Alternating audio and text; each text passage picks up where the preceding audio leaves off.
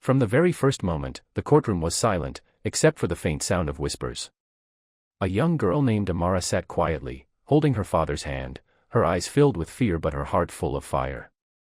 The judge looked down with cold eyes, his tone sharp and dismissive. "Little girl," he sneered, "this is not a place for emotions."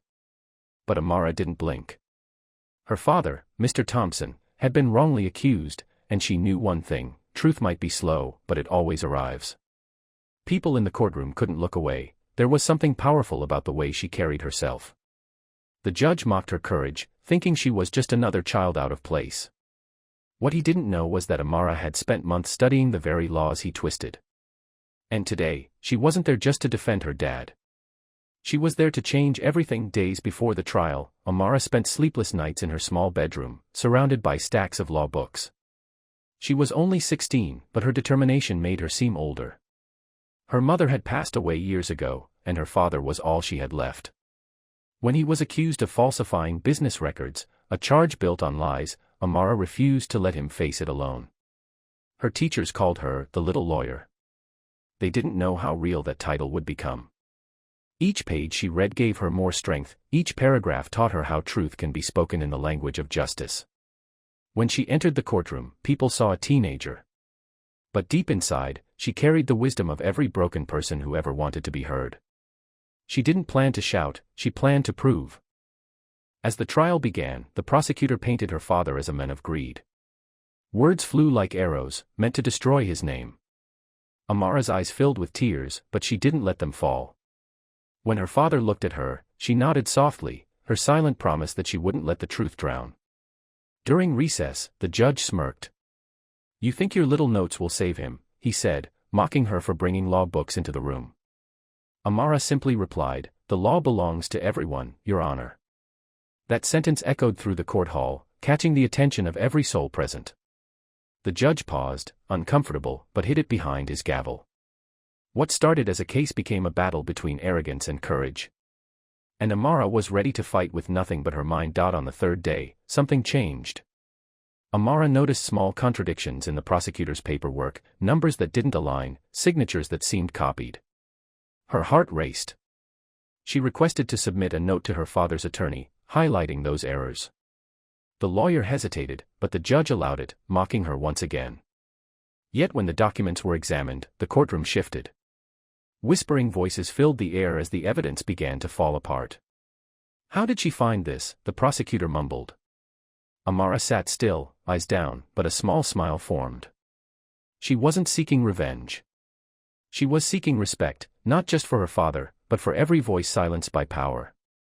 For the first time, the judge looked at her differently, not as a child, but as a challenger. The next morning, Amara prepared a simple speech. Her voice trembled as she stood before the court. "My father taught me honesty," she began, "and I learned that law without honesty is just noise." Her words carried through the silence. The judge leaned forward, the courtroom was captivated. Every sentence she spoke was clear. Gentle, but firm, like truth knocking on a locked door. The prosecutor tried to interrupt, but the judge raised his hand. For once, he wanted to listen.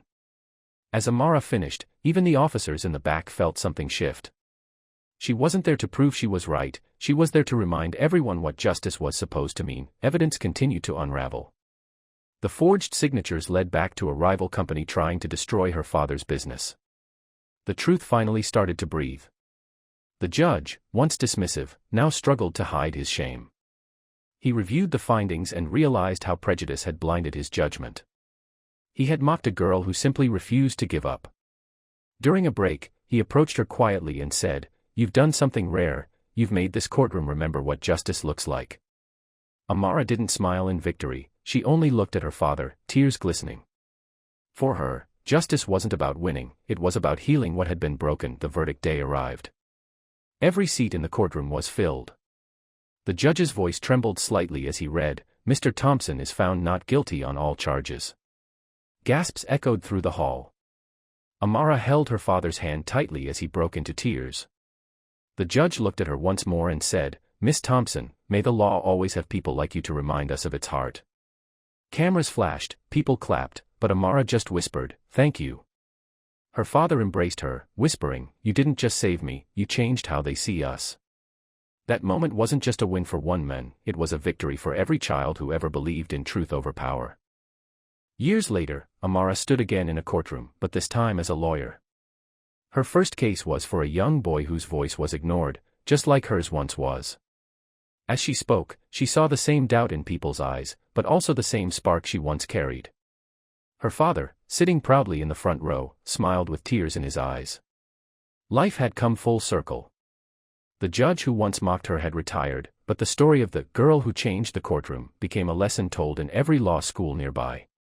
Amara proved that courage doesn't need permission, and truth doesn't need a title. All it needs is someone brave enough to speak it, no matter how small their voice may seem.